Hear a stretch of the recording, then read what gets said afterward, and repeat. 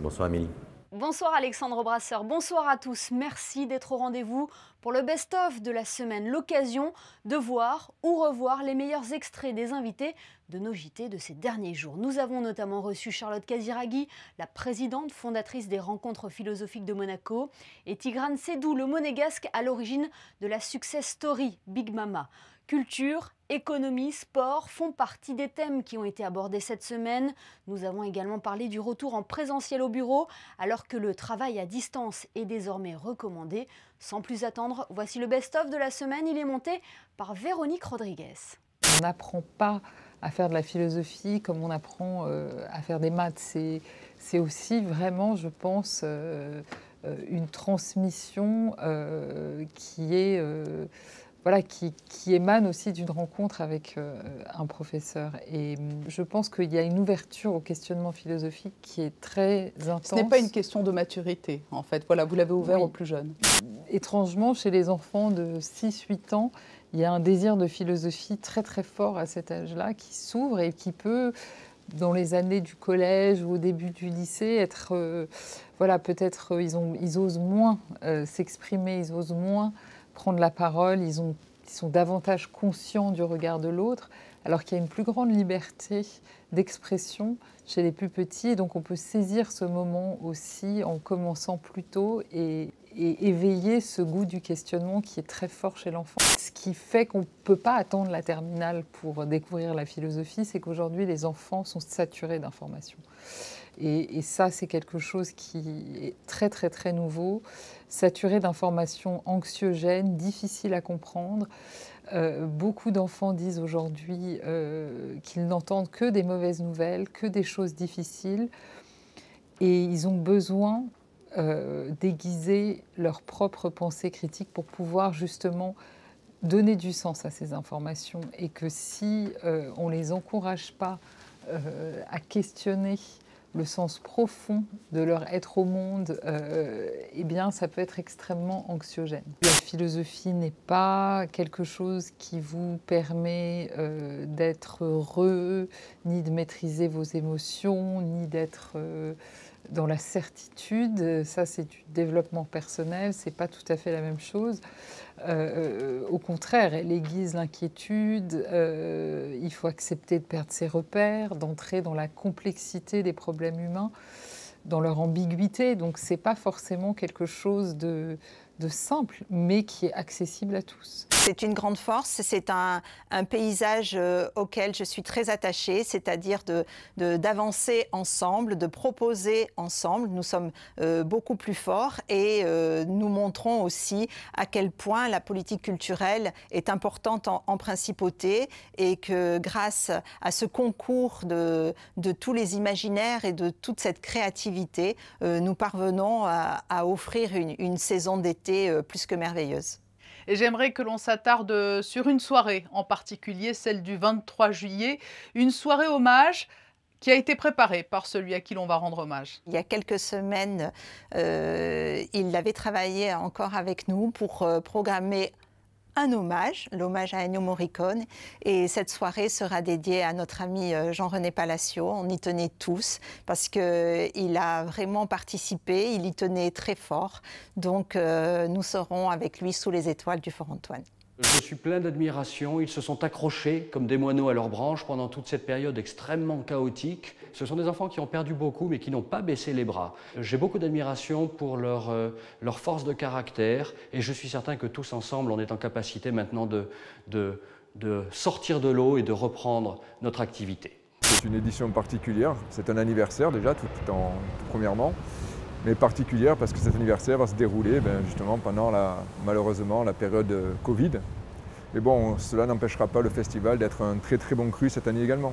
On a permis aux fans de rencontrer dans des conditions exceptionnelles leur actrice et acteur préférés.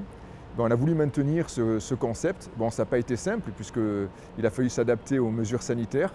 Mais cela étant, nous allons permettre aux fans présents cette année au festival de rencontrer dans des conditions optimales de sécurité leur star préférée. Difficile de dire quand on a 26 ans et qu'on lâche tout pour lancer un premier resto italien à Paris, alors que c'est le lieu où il y a le plus de trattoria italienne au monde.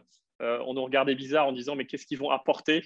Et on est parti avec cette idée simple finalement qui était de dire si on fait bon, pas cher, servi avec le sourire, et ben on va d'une certaine manière révolutionner la restauration italienne. Et on a commencé à Paris, puis une superbe aventure a démarré. Et on est maintenant dans 4 pays, donc on est parti de 2 personnes et on est 1300 aujourd'hui. Donc c'est une fabuleuse aventure humaine et collective. Vous avez fait HEC et vous allez vendre des pizzas. Oui, les deux ne sont pas incompatibles, heureusement, mais je pense qu'on a toujours été restaurateur, c'est notre métier, c'est notre passion, mais toujours avec un mindset d'entrepreneur. Et c'est ça aussi qui a fait notre force, c'est qu'on a monté un groupe où il y a une créativité, une innovation qui est très forte. Chaque projet est différent, chaque restaurant est différent, et on s'éclate à aller à chaque fois innover dans tout ce qu'on fait. Et je pense que c'est un petit peu l'alliance de mon passé et de ma passion pour la restauration et l'hospitalité au sens large. Une solution de paiement qui s'appelle Sunday, qui permet aux restaurateurs de proposer un paiement via un QR code sur les tables. Et donc, le client peut scanner le QR code, avoir directement accès à l'addition et payer en moins de 10 secondes plutôt que de devoir lever la main, attendre l'addition, attendre la machine à carte.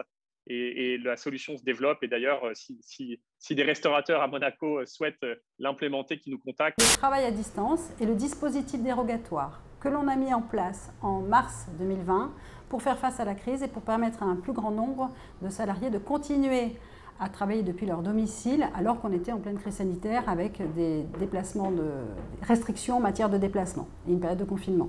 Donc aujourd'hui, on est toujours là sur le travail à distance qui était obligatoire jusqu'à vendredi dernier. Et aujourd'hui, le gouvernement recommande son application et le recommande, mais on n'est plus sur quelque chose d'obligatoire. Le travail à distance, comme c'est un régime dérogatoire, il a vocation à s'arrêter à moyen terme. Aujourd'hui, il est recommandé, mais on espère qu'on pourra après l'arrêter dès lors que la crise sera terminée. Donc aujourd'hui, ce qu'il faut vraiment, le message qu'on peut passer aux entreprises, c'est de dire si vous avez utilisé le travail à distance, alors que vous n'aviez pas du tout envisagé le télétravail, il faut entreprendre dès maintenant les démarches pour pouvoir mettre en œuvre le télétravail au sein de votre entreprise. Et donc, contacter la direction du travail, M. Jaffrelot est là pour accompagner, expliquer ce que doit contenir un dispositif cadre, quelle est la réflexion à mener, pour pouvoir, dans quelques mois, nous l'espérons, quand le travail à distance ne sera plus d'actualité parce que plus nécessaire, pouvoir basculer sur le télétravail en tant que tel régi par la loi. Parce qu'on s'est rendu compte que des entreprises qui ne l'avaient pas utilisé, l'ont utilisé, ont utilisé le travail à distance, et des entreprises qui étaient très dubitatives ont vu que ça fonctionnait. Donc oui, il faut maintenant rebasculer progressivement vers le cadre légal. D'une manière positive, on pourrait dire que c'est bénéfique effectivement aussi bien pour le salarié que le chef d'entreprise, à partir du moment où on tient compte de 2 paramètres. Tout d'abord, le bien-être et la motivation du salarié et la performance de l'entreprise. On peut effectivement développer le travail individuel, puisque c'est un travail, je dirais, silencieux, mais il ne permet pas, je dirais, de développer la performance collective. On a besoin de se voir, on a besoin d'échanger, on a besoin d'avoir des réunions informelles. Donc je pense qu'il faut le doser savamment. Et à partir de là, à partir du moment où on y donne un sens, oui, effectivement, c'est une opportunité. Si un chef d'entreprise, lors du retour à l'emploi, dit à ses salariés, écoutez, on va oublier cette période, et on va essayer de repartir comme avant, je pense que cela va poser un énorme problème. Il ne faut pas oublier que le 17 mars 2020, on a demandé à tous nos salariés et tous nos managers de rapatrier leur outil de travail chez eux, au milieu des enfants, dans leur univers intime et familial. Donc ils ont fait l'effort effectivement de le rapatrier, ils ont gagné en autonomie. On a dû leur faire confiance, ils ont été extrêmement agiles. Aujourd'hui, dans le cadre d'un retour au travail, je pense qu'on ne peut pas repartir sur du 100% présentiel. Ils ont acquis en un an des habitudes. Les 2 heures de trajet que je peux gagner dans les transports en commun, je les ai utilisées en faisant mes courses, en cuisinant, en m'occupant de mes enfants, en jouant avec mes enfants, en faisant du sport. Donc cette, je dirais, forme de liberté, elle sera très compliquée, je dirais, à la retirer, tout du moins à 100%. Les perspectives mondiales pour la deuxième partie de l'année sont plutôt très encourageantes. On devrait avoir une accélération en fait, de la croissance déjà au 2e trimestre et un pic ensuite au 3e trimestre, avec une resynchronisation de la plupart en fait, des zones de la planète. On aura notamment l'Europe qui va se réveiller suite à l'assouplissement des mesures de restriction.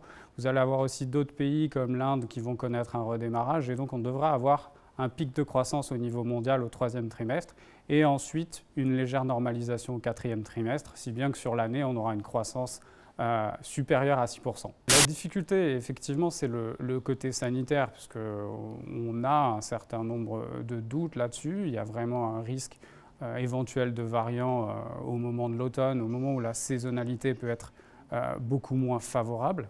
Après, c'est clair qu'aujourd'hui, faire une prévision, on va dire, au-delà de 6 mois, c'est beaucoup plus compliqué ce que c'était avant. Et il faut vraiment reconnaître le fait que l'épidémie, entre guillemets, nous a enseigné l'humilité à tous. Aujourd'hui, la difficulté, c'est qu'il y a tellement de domaines qui peuvent influencer l'économie que vous pouvez être à un moment surpris, que ce soit par le côté sanitaire, le côté géopolitique. Donc je trouve que c'est plutôt une concurrence relativement saine et il ne faut pas hésiter non plus à discuter avec ses concurrents parce qu'ils peuvent toujours vous apprendre quelque chose. Yes, exactly. Monaco is one of my favorite places, not only because I live here, but also it's my best result as an ex-tennis player here. I played the semi-final of this tournament in 1995 and I have great memories about it. It's not an easy situation because the tournaments rely around 45% on the revenue from ticketing. So also the tournament had major losses in the last couple of years due to COVID. As a consequence, we had to cut the prize money, but in all fairness, the prize money cut was done at the highest level because we kept the first and second round prize money level almost at the same as 2019.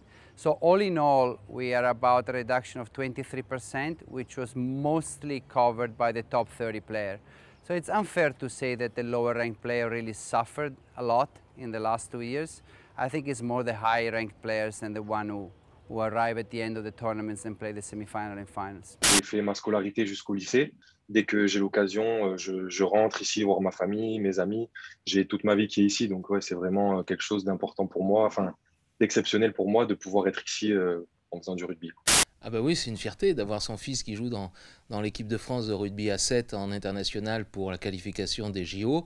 Et en plus que cette qualification se fasse dans notre pays à Monaco, ah ouais, je suis l'homme le plus heureux.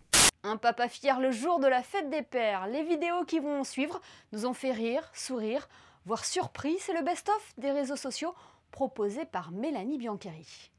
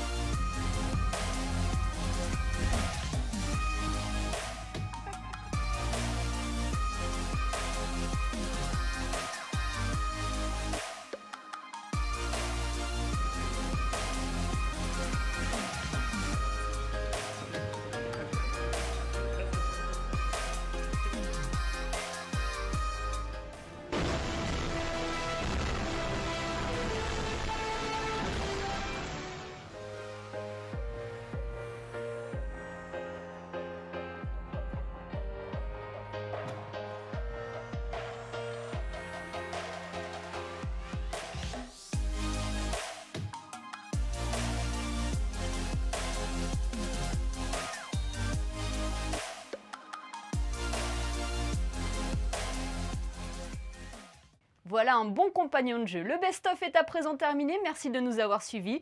Rendez-vous demain pour un nouveau JT, de nouveaux invités pour que vous soyez les premiers informés. Très belle soirée à tous sur Monaco Info.